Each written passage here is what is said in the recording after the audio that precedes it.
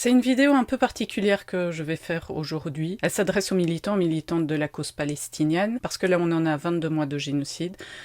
Je crois que on est tous à bout au niveau émotionnel. Enfin, moi, je sais que beaucoup d'autres aussi, on a le cœur essoré des images horribles qu'on a pu voir sur Instagram, sur les autres réseaux sociaux. C'est d'autant plus dur que ça n'a pas été répercuté dans les médias, en tout cas très très tard, que les gens sont en train de se réveiller maintenant, et encore pas complètement. Donc il y a un sentiment de solitude, il y a aussi un énorme sentiment de... Mais à quoi on sert finalement? À avoir essayé d'alerter et à en être à 22 mois de génocide. Donc cette fois-ci, il ne sera pas question donc directement de la Palestine, de Gaza, des Palestiniens et des Palestiniennes, mais il sera question des activistes, de comment on fait pour tenir dans ce contexte. J'aborderai deux sujets. Le premier sujet, c'est le sentiment de culpabilité qu'on peut avoir. Et le deuxième sujet, en fait, ce sera des outils pratiques pour tenir. Parce qu'en fait, je sais que beaucoup de personnes qui sont investies, que ce soit pour la cause palestinienne ou d'autres causes socialement justes, ont tendance à penser ou à faire passer l'idée que finalement, soit on s'investit pour les autres, pour une cause, pour quelque chose qui nous tient à cœur contre une injustice, soit on prend soin de soi et on reste à l'écart du monde et alors, bah voilà, on est quelqu'un d'un peu déconnecté et finalement égoïste. Et ça vraiment, j'aimerais combattre ce raisonnement parce qu'en fait, il ne sert pas du tout les causes que l'on défend. Parce qu'on est tous humains, parce que si on est impliqué, c'est parce que émotionnellement tout cela nous touche énormément. Donc à force, toutes les horreurs dont on est témoin, ça nous mine, ça engendre du désespoir, de la fuite d'énergie, et au final, on ne pourra pas avancer, on ne pourra pas continuer à se battre, on va se retrouver cassé, et on ne peut pas se retrouver cassé, tout simplement parce que là, pour le moment, les Palestiniens et les Palestiniennes ne sont pas en mesure, et on espère que ça changera, de pouvoir se battre eux-mêmes pour leur destin, donc au niveau international, on doit être sur le front, mais on n'y arrivera pas si on coule de désespoir. Donc je vais tout d'abord parler de mon exemple personnel,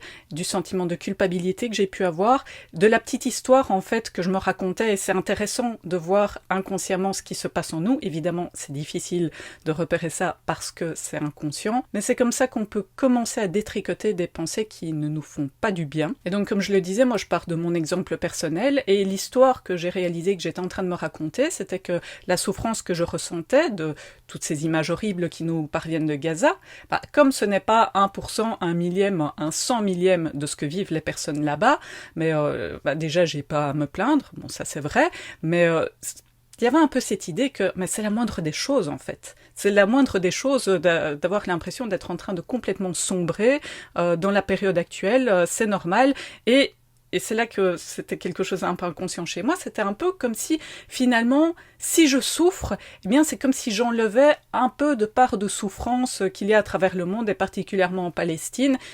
Et évidemment, dit comme ça, on s'est dit, mais non, évidemment, c'est faux, mais je crois que c'est quelque chose d'assez répandu, que on doit prendre notre part de souffrance face à toute la souffrance à laquelle on assiste, alors que énergétiquement, ce n'est absolument pas vrai. Si on se laisse happer par la souffrance générale, eh bien on ne fait que augmenter le niveau énergétique de douleur, de souffrance, de négativité qu'il y a sur cette terre. On n'en a pas besoin, et surtout, tôt ou tard, eh bien, on ne sera plus avancé. Quand je dis qu'on ne sera plus avancé, je crois qu'on peut toujours se battre. On peut se battre en prenant des médicaments pour tenir le coup, en buvant, en prenant des drogues, en étant complètement déconnecté de soi-même parce que c'est trop douloureux. Donc, pour ne pas en arriver là, il faut prendre soin de soi, et je crois qu'il y a un élément auquel on doit faire véritablement attention quand ça se produit, c'est quand on commence à être dissocié. Donc la dissociation, c'est quoi? C'est en fait la déconnexion entre le corps et l'esprit. On fuite. Disons qu'on est ailleurs, l'esprit se barre, c'est trop dur. Et en fait, comment est-ce qu'on peut repérer ça? C'est quand, par exemple, si vous êtes en train de scroller ou swiper sur Instagram et que vous voyez des images d'une violence et d'une horreur atroce en provenance de Gaza, si à un moment vous réalisez que ça ne me fait plus rien. Ou bien, pas que ça me fait plus rien, mais il y a 3 semaines, j'aurais été en train de pleurer comme j'ai pleuré pendant 21 mois. Et là, je me suis habituée. Et en fait, non.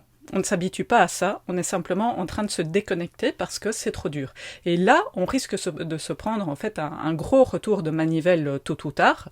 Soit ça va être au niveau émotionnel, soit ça va être au niveau physique. En tout cas, c'est vraiment un message d'alerte qu'il faut prendre très très au sérieux, c'est quand on commence à être déconnecté de soi-même, à être dissocié, et donc à ne plus vivre les émotions comme on avait l'habitude de les vivre. En fait, de les vivre avec beaucoup moins d'intensité. Enfin, évidemment, il faut pas forcément partir dans le drame, mais simplement, quand on ne ressent rien, c'est un gros signal d'alerte qu'il faut commencer à prendre soin de soi. Alors les outils que je vais partager dans cette vidéo, ça va pas forcément être une grande découverte, c'est certainement des choses que vous avez entendues à gauche et à droite, lues à gauche et à droite, mais j'essaye un peu de tout récapituler ici, donc vous prendrez ce dont vous avez besoin. En tout cas, l'important c'est de revenir dans le corps. Il faut savoir que quand on vit en Occident, quelles que soient ses origines, on baigne tous dans la même société, on est beaucoup trop dans la tête, pas assez dans le corps. Donc il faut vraiment revenir dans le corps, c'est la base. Et donc, basique de chez basique, ça commence aussi par l'alimentation. Alors, bonne nouvelle, quand on mange sainement, quand on mange des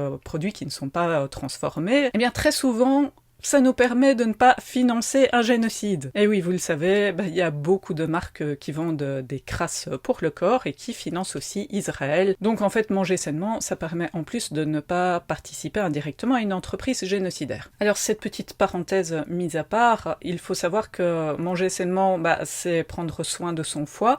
En énergétique chinoise, pour ceux qui connaissent un peu, eh bien, le foie, c'est le siège des émotions, et en particulier de la colère.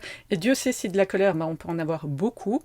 Donc, la première chose pour essayer d'endiguer ce cycle, c'est de commencer aussi à manger plus sainement. Donc, ça veut dire éliminer ou au moins limiter tout ce qui est aliments transformés, plus de fruits, plus de légumes, si on n'est pas végétarien, de la viande, en tout cas voilà, tout ce qui n'a pas subi un processus de transformation, donc on évite aussi sel, sucre et graisse, et bien sûr limiter, voire éliminer le café ou l'alcool qui sont de pur poison pour le foie. Quand on se prend des images dures qui proviennent de Gaza, on pense à boire beaucoup d'eau aussi, pour éliminer ça d'une manière ou de l'autre, et déjà aussi boire de l'eau, ça permet d'apaiser un peu son système nerveux. Alors autre grand basique avec lequel je vais venir, mais le sommeil. L'importance d'avoir le meilleur sommeil possible pour, durant la journée, ne pas se laisser complètement déborder par des émotions difficiles. Alors un bon sommeil, ça commence par laisser au moins 3 heures entre le dernier repas du soir et le moment d'aller se coucher. Arrêter aussi les écrans au moins 2 heures avant d'aller dormir. Que ce soit le téléphone, que ce soit la télé. La lumière bleue qui provient des écrans, il n'y a pas pire en fait pour le sommeil. Donc c'est le moment de se remettre à la lecture, de prendre un bain si on en a l'occasion, ou d'écouter une musique douce et apaisante. En tout cas, si on a déjà à la base des difficultés à s'endormir ou des réveils nocturnes et tout ça, c'est vraiment important d'avoir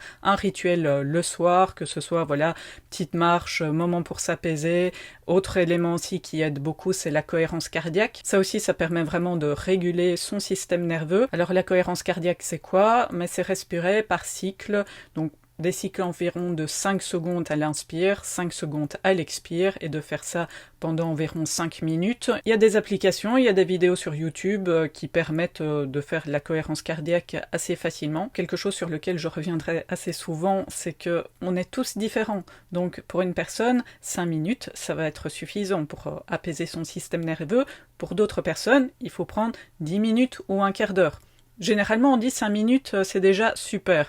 Mais quand on voit le bénéfice qu'on peut en tirer, si on est quelqu'un de très angoissé ou si on est vraiment dans une période difficile de sa vie, ça vaut la peine de prendre le temps, quitte à ne pas faire 10 ou 15 minutes forcément tous les soirs, mais quand on en a vraiment besoin. En tout cas, s'instaurer un petit rituel le soir pour passer de bonnes nuits, ça peut aider. Outre la cohérence cardiaque, il y a aussi la méditation. Alors, je sais que quand on est quelqu'un, on est militant, on est activiste, c'est généralement qu'on est quelqu'un d'action et qu'on se dit la méditation, quelle perte de temps. Et là encore, pour réguler son système nerveux, c'est vraiment un outil très intéressant.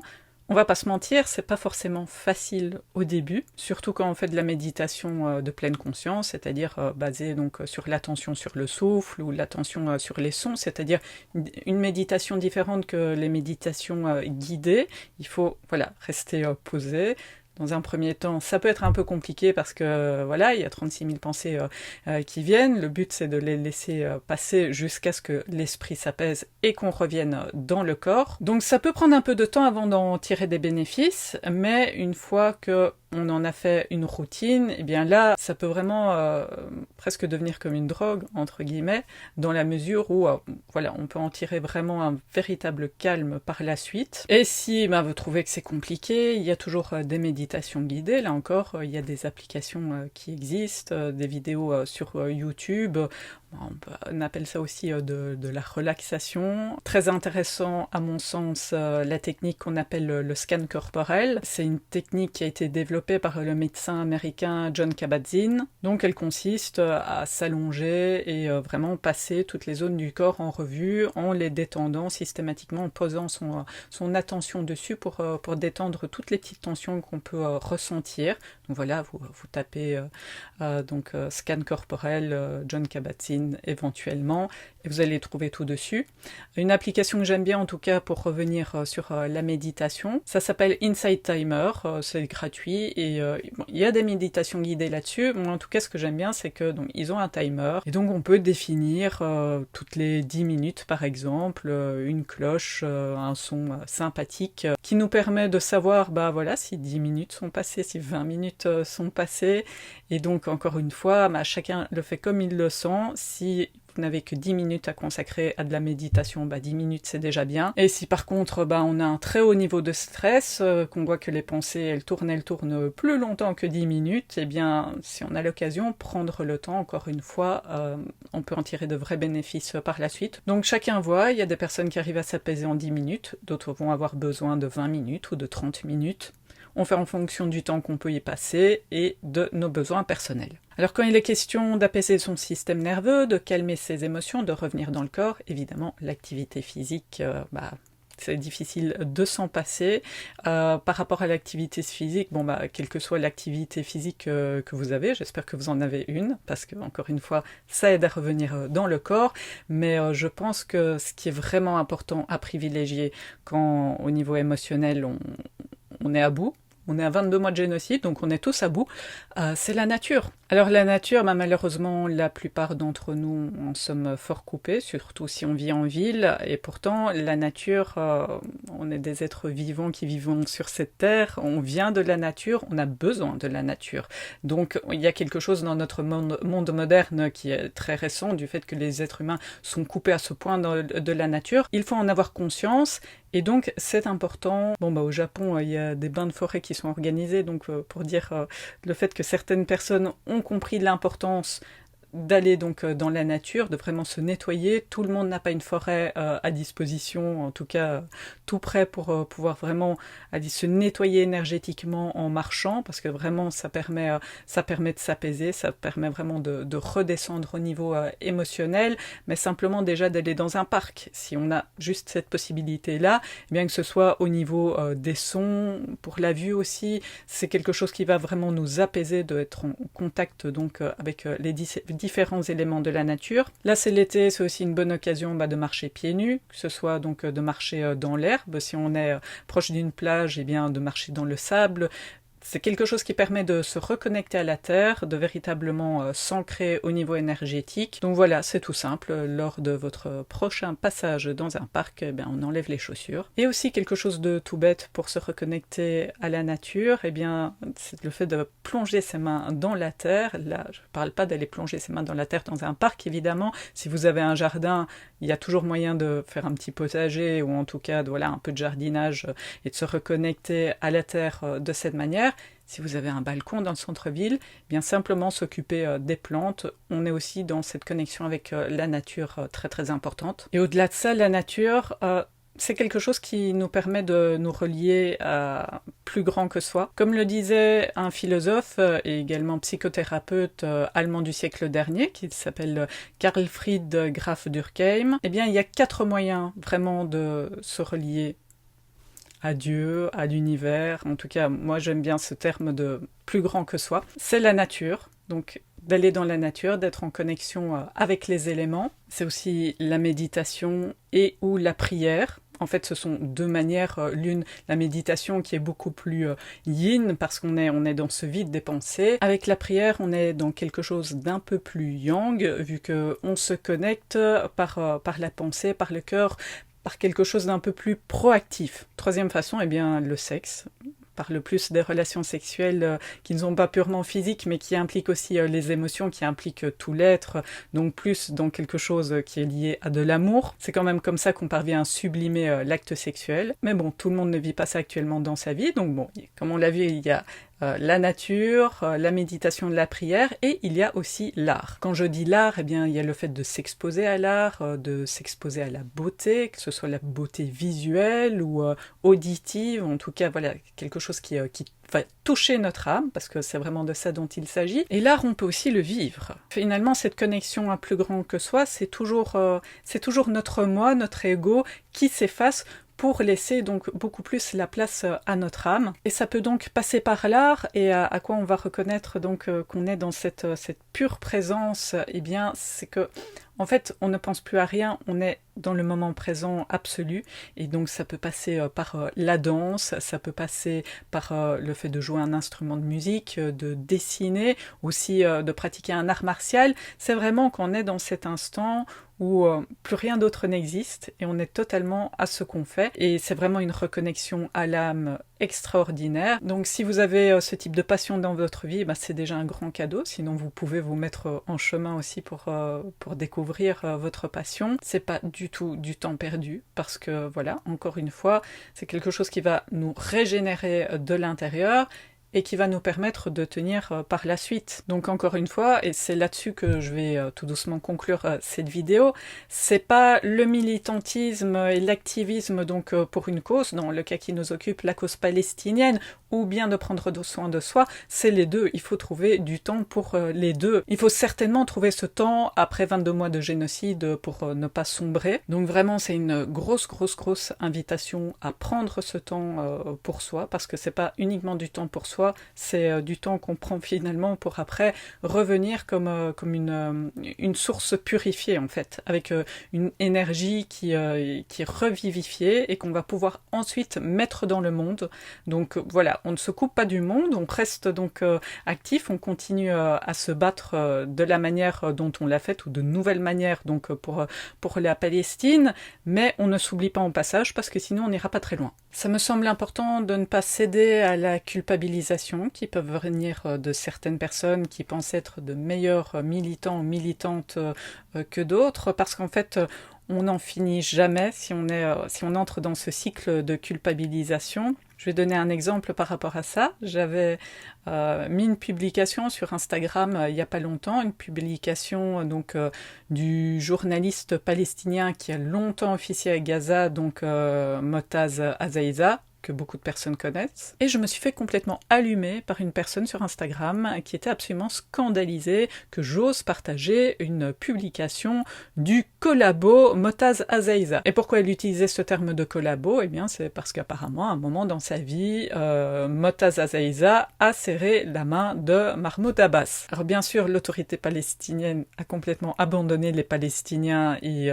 n'a plus aucune crédibilité, mais en quoi tout le travail extraordinaire que Motaz Azaïza a pu faire pendant des mois à Gaza, où comme les autres Gazaouis, il subissait un génocide, il a permis d'alerter à son niveau, qui était quand même un niveau assez élevé, je crois qu'il avait 17 millions de personnes qui le suivaient sur Instagram, de l'horreur qui était en cours à Gaza. Comment est-ce qu'une personne derrière son écran de smartphone peut qualifier ce gars de collabo?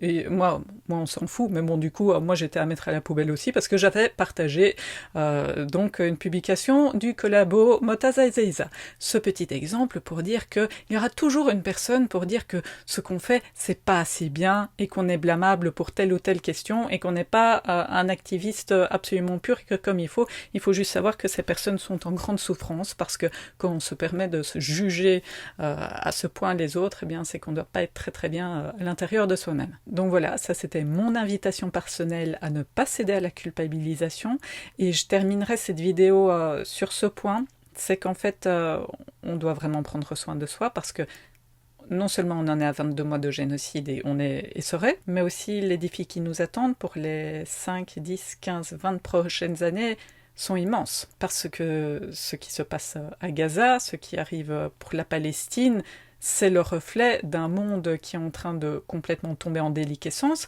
et donc qui doit être réformé en profondeur. Et quand on dit en profondeur, eh bien ça va être tous les systèmes démocratiques et les organisations sociales qui vont devoir être repensées. Les défis, qu'ils soient écologiques, qu'ils soient sociaux, qui nous attendent sont absolument immenses. Je crois qu'il y a peu de générations qui connaîtront des chamboulements aussi importants que ceux qui nous attendent. Donc on doit être prêt. Donc c'est maintenant pour Gaza et la Palestine, mais les défis vont être immenses. Et on n'y arrivera pas si on ne prend pas soin de soi. Donc on arrête avec la pensée duale qui dit c'est soit moi, soit les autres, c'est moi et les autres.